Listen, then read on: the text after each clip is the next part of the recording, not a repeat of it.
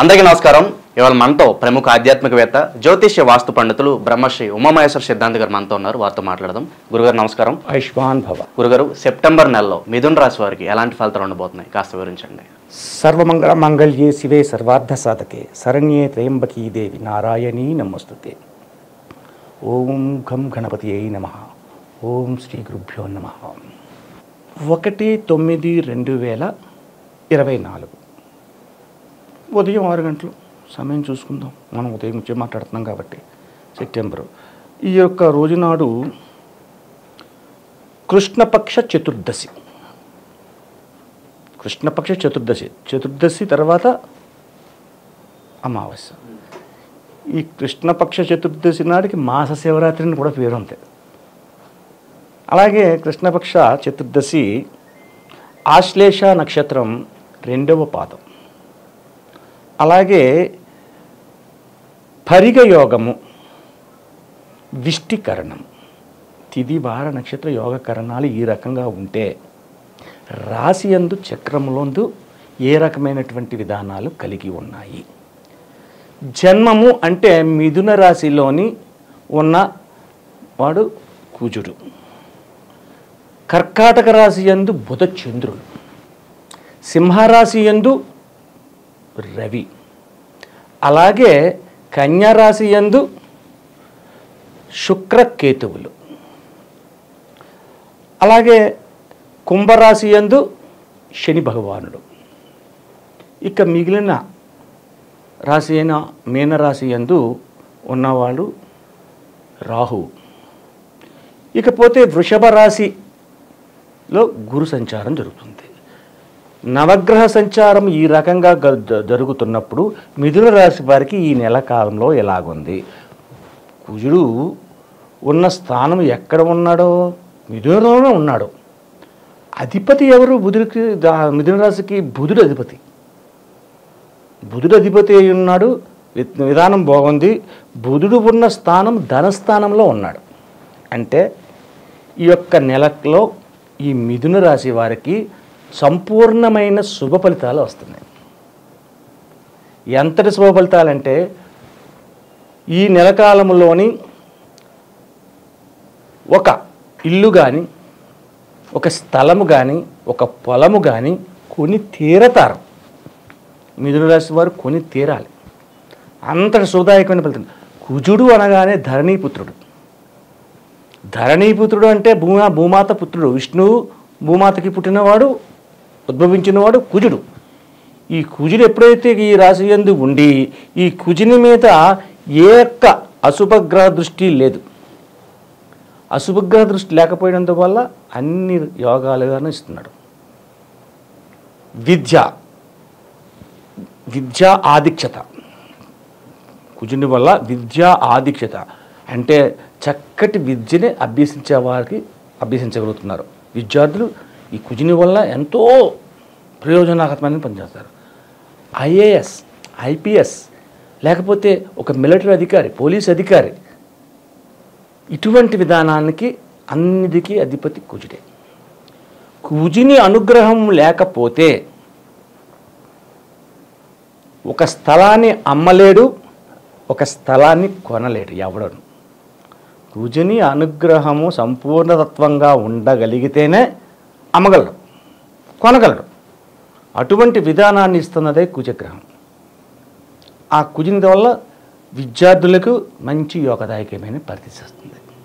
అలాగే ధనస్థానము అనగానే ప్రతి వ్యక్తి ఏమనుకుంటారంటే ఫైనాన్స్ అనుకుంటారు. రూపాయి నోట్లు, 100 నోట్లు, లేదంటే 500 నోట్లు ఇవే అనుకుంటారు. కానీ ధనస్థానం అంటే ధనం అంటే అది కాదు. మానవ జన్మ ఎత్తడమే ఒక ధనం. విద్యా బుద్ధులు నేర్పడం ఒక ధనం. సంఘ గౌరవ మర్యాద పలుకుబడులు పొందడం ఒక ధనం. తల్లి తండ్రులు ఒక ధనం. కట్టుకున్న భర్త ఒక ధనం, భార్య ఒక ధనం. అలాగే కడుపును పుట్టిన బిడ్డలు ఒక ధనం. అత్త మామలు ఒక ధనం. ఆరోగ్యంగా ఉండడం ధనం. సంపూర్ణమైన ఆయుర్దాయం పొందడం ఒక ధనం. ఇది ధనం అంటే అర్థం ఏంటంటే ఇటువంటి విధానాలని వస్తాయి. అటువంటి దాంట్లో బుధుడు ధనస్థానం యందు ఉన్నాడు కాబట్టి లగ్నం ఈ యొక్క రాష్ట్రాధిపతి అయిన వాడు మిథున రాష్ట్రానికి అధిపతి అయిన వాడు ధనస్థానంలో ఉండి కుజుడు ఎప్పుడైతే అక్కడ ఉన్నాడో మైత్రీ బంధ భావాన్ని ఏర్పరుస్తుంది. అంటే మిత్రుల వలన సహాయ సహకారాలు పొందుతున్నారు మిథున రాశి వారు ఈ నెలలో. మిత్రుల వల్ల సహాయ సహకారాలు పొందుతున్నారు. శత్రుతత్వంగా ఉన్న వాళ్ళు కూడా దూరం అవుతారు. శత్రువుని మన చంపదగినది అంటే శత్రువు తన చేత చిక్కిన అని ఆ పద్యాన్ని మనం చదువుకున్నాం. అటువంటిది కూడా దూరం చేసుకుంటాడు, అయిపోతారు. అలాగే అన్నదమ్ముల ఐక్యత పెరుగుతుంది, అక్క చెల్లెళ్ళ ఐక్యత పెరుగుతుంది. వ్యాపార రంగంలో ఉన్న వారికి విపరీతమైన రాజయోగంగా వ్యాపారం సాగుతుంది. ధనాన్ని అధికంగా ఇవ్వగలుగుతారు, సంపాదించగలుగుతారు. ఏది పట్టిందల్లా బంగారం అంటారు. ఆ రకమైనటువంటి పరిస్థితి ఈ మిథున రాశికి ఉంది. సరేనండి, వ్యాపారాల పరిస్థితి ఇలాగ ఉంది. మరి ఉద్యోగుల పరిస్థితి ఏంటి? ఉద్యోగుల పరిస్థితి ఏంటంటే వీళ్ళకి ప్రమోషన్స్, ఇంక్రిమెంట్స్, దూర ప్రయాణములకు ట్రాన్స్ఫర్ తప్పదు. నువ్వు హైదరాబాద్లోని సాఫ్ట్వేర్గా చేస్తున్నావు, నేను కెనడాకి ట్రాన్స్ఫర్ చేస్తున్నావా అన్నాడు. అబ్రాడ్స్కి వెళ్ళి అవకాశం వచ్చింది. అబ్రాడ్స్కి వెళ్ళాలంటే శాలరీ ఎంత పెరిగిపోయింది. ఆనందపడాలా, బాధపడతారా? ఆనందపడతాం, బాధపడమని అవసరం లేదు. అటువంటి విధానాలు దొరుకుతాయి ఉద్యోగస్తులకి. అధికారులతో మెప్పుని పొందుతారు, అధికారుల వలన యోగదాయకమైన పరిస్థితిని పొందుతున్నారు. అటువంటి పరిస్థితి ఈ యొక్క ఉద్యోగ రంగంలో ఉంది. ఇందాక మనం చెప్పుకున్న వ్యాపారాలు బాగానే ఉన్నాయి కదా.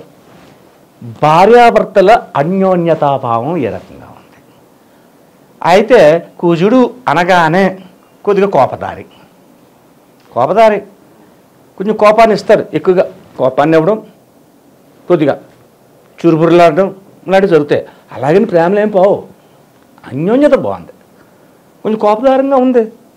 భార్య భర్త ఎవరికొరకు కోపం వస్తుంది, దానిగా ఉంది.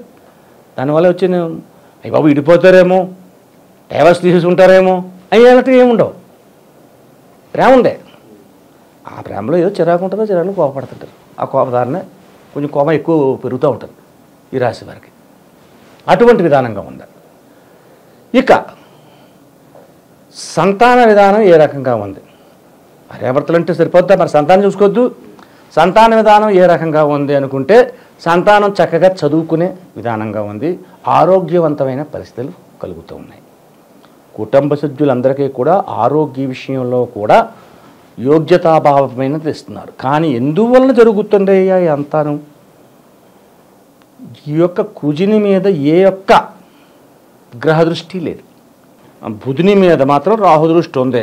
దానివల్లనే కొద్దిగా అంటే ఎవరికైనా అప్పిస్తే అప్పు ఇవ్వకుండా అప్పు రాకపోవడం, బాకీ అప్పు చేస్తే అప్పు తీర్చలేకపోవడం అనేటువంటిది జరుగుతుంది తప్ప దీనివల్ల నష్టదాయకమైన పరిస్థితి కాదు. అంటే సముచితంగా ఆలోచన చేసి అన్ని రంగాల వారు కూడా యోగదాయకమైన పరిస్థితి ఉంటే ఈ యొక్క రాశిలో ఈ యొక్క నెలలో ఈ యొక్క మిథున రాశి వారు పొందేటువంటి ఆనందము, సుఖములు, సంతోషాలు అన్నీ కాదు, అటువంటి విధానాన్ని ఇస్తున్నారు ఈ యొక్క మిథున రాశికి. ఈ మిథున రాశి చెయ్యవలసిన పరిహారాలు ఏంటి? లేత అరిటాకు ఒకటి తీసుకుని ఎప్పుడు మంగళవారం నాడు సాయంత్రాన్నే ఏర్పాటు చేసుకోండి. లేత అరిటాకులోని ఒకటి తీసుకుని కేజీ పావు పెసలు తీసుకొచ్చి మొలకలు చేయండి. అందులోని 4 టమాటా పళ్ళు పెట్టండి, తీసుకురండి.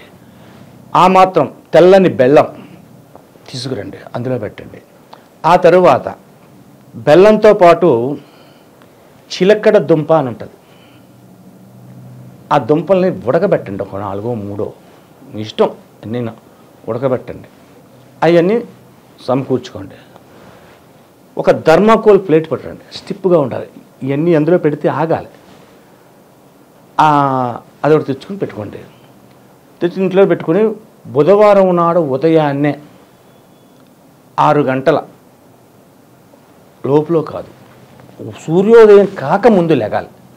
కాబట్టి స్నానం చేసి ఈ యొక్క మీ దేవుడి దగ్గర మీ ఇష్టదైవం మీ దైవ మందిరం ఉంటుంది కదా, ఆ మందిరంలోని మీకు వచ్చినటువంటి దీపం వెలిగించి అగరత్తులు వెలిగించి శుభ్రంగా ఈ యొక్క నైవేద్యం ఈ ప్లేట్ అక్కడేసి ఆ ప్లేట్లో అరిటాకు వేసి ఆ అరిటాకులో ఈ యొక్క పెసలు పోసి అందులో అరటిపళ్ళు 4 మెత్తని అరటిపళ్ళు, టమాటాలు, ఈ చిలకడ దుంపలు, ఈ బెల్లం గూడు అందులో పెట్టి కొన్ని నీళ్లు చిలకరించి దేవుడికి నివేదన చేయండి.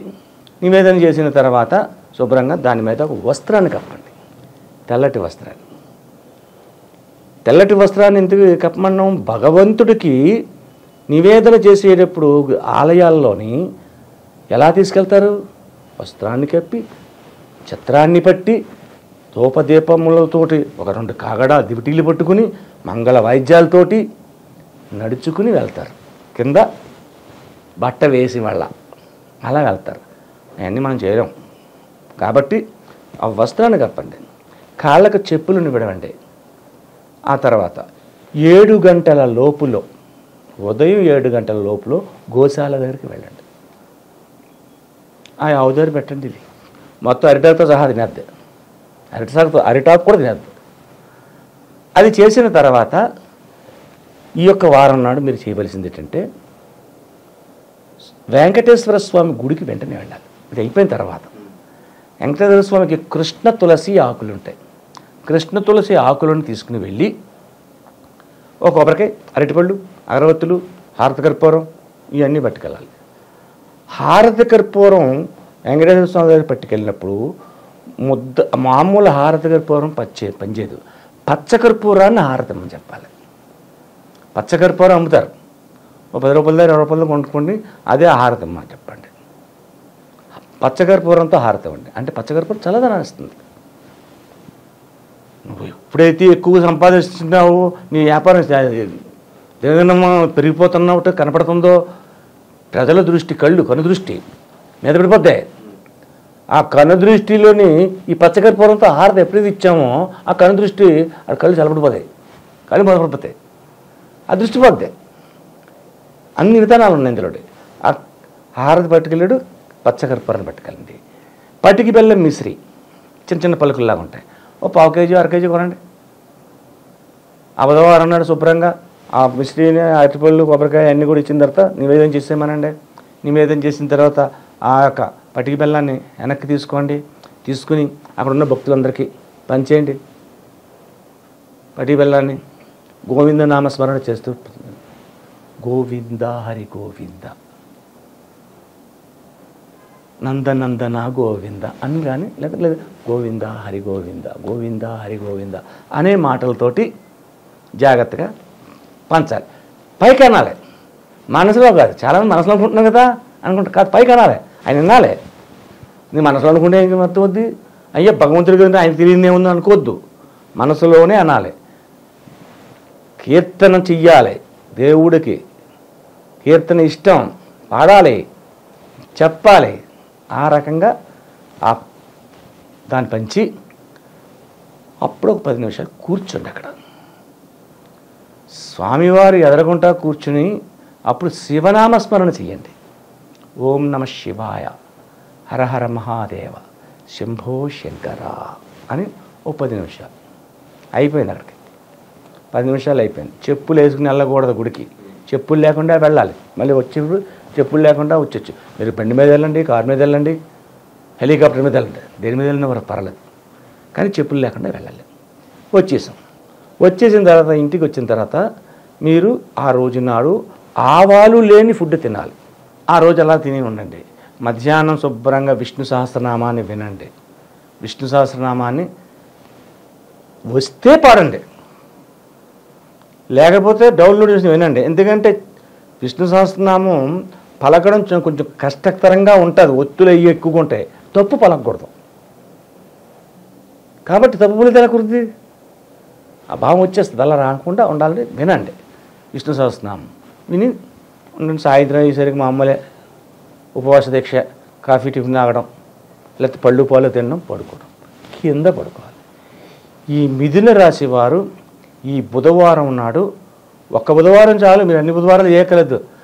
నెలలో వస్తున్నాం బుధవారం అన్ని చేయాలండి అని చాలామంది మళ్ళీ ఫోన్ చేసి చెప్తున్నారు, అడుగుతున్నారు. అలా కాదు, ఒక బుధవారం చాలు. ఇలా చేస్తే అష్టైశ్వర్య ఆరోగ్య ఐశ్వర్యాభివృద్ధి పొందడం అనేది మిథున రాశి జరుగుతుంది. అంటే మిథున రాశి వారి ఫలితములు అంత శుభదాయకంగా ఉంది. సెప్టెంబర్లో మిథున రాశి వారికి ఎలాంటి ఫలితాలు ఉంటాయి, అలాగే వారు చేసుకోవాల్సిన పరిహారాలు తెలియజేసినందుకు ధన్యవాదాలు గురుగారు. ఆయుష్మాన్ భవ.